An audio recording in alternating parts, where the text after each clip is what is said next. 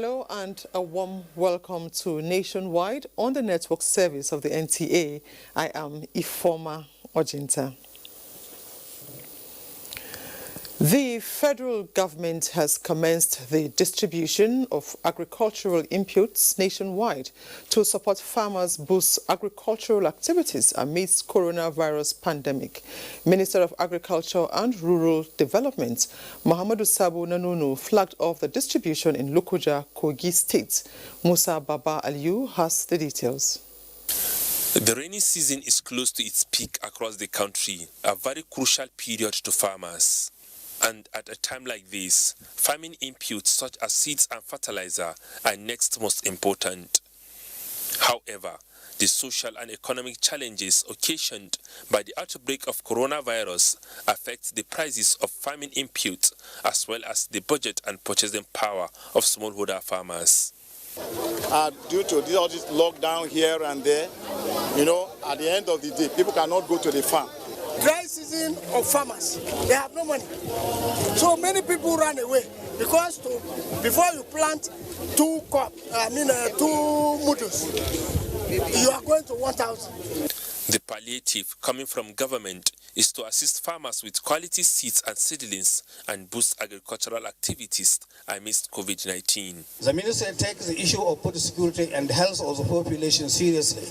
These seeds are being given to the beneficiaries free of charge, while other input given at 75% subsidy. For Kogi State, the farmers are going home with more than 134,000 kilograms of assorted seeds, beans, sesame, cocoa, cashew, orange-fleshed sweet potato, and organic fertilizer. The result is expected. Increase in food production, improvement in the livelihood of our people, provision of job for the youth. We are going to put more efforts so that the production will be increased more than before. That will enable us to improve whatever we are producing based on the best agricultural practice globally. From Lokoja, Kogi State, Musa Baba Aliyu, NTA News. Meanwhile, the APC government in Gombe State says it understands that until important farming inputs such as fertilizers get to the farmers in the remotest farming population, the diversification objective of the present administration will not be achieved. Fataiya Awal Abba was at the rural areas where the government intends to reach when the 2020 wet farming season fertilizer sales was flagged off. Under a unified national agricultural policy, states can now purchase fertilizer for resale to farmers. Governor Muhammadu Inuwaya, in fulfilling his campaign promise of making affordable fertilizer to farmers in Gombe State, procured 20,000 metric tons of fertilizer for resale to farmers at the rate of 5,000 naira per bag for the 2020 cropping season. To ensure that the precious commodity gets to the farmers, the government set up a mechanism to monitor equitable distribution.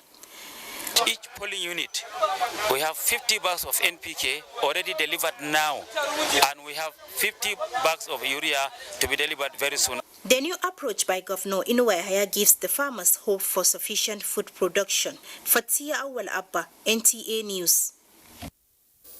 The National Economic Sustainability Plan, NESP, is driven by realistic and attainable assumptions. That was the conclusion made by economic experts while giving context to the development plan. On Good Morning Nigeria today, Alika Opanachi Arua reports. On the face of it, the National Economic Sustainability Plan looks like a response to COVID-19 emergencies. But from the perspective of economic experts, the plan runs deeper.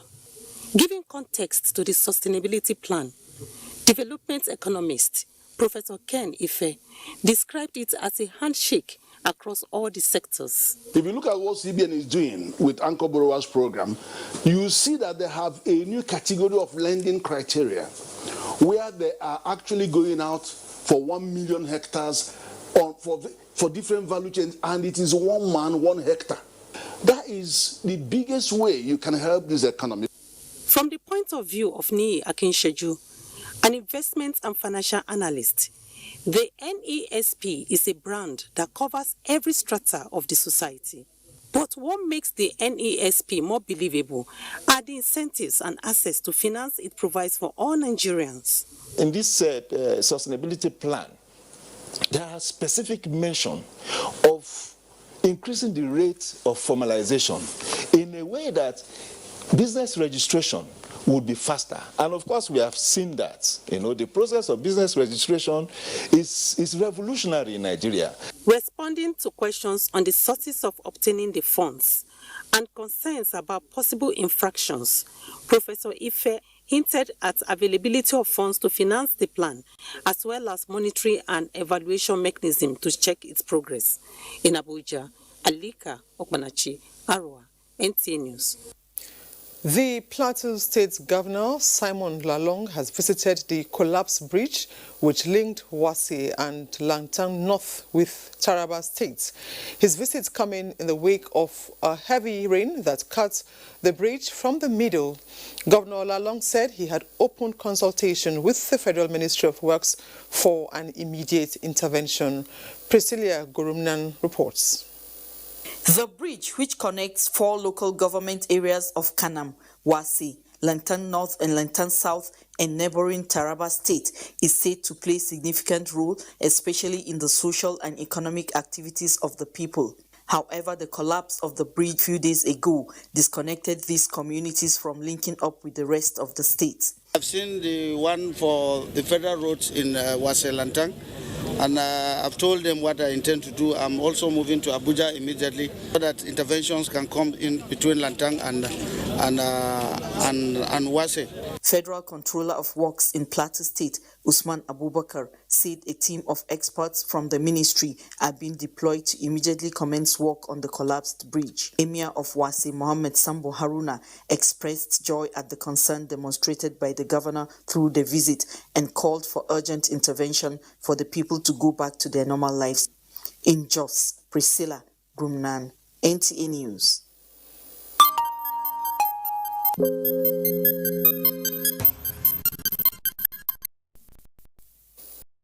The Nigeria Center for Disease Control, NCDC, has announced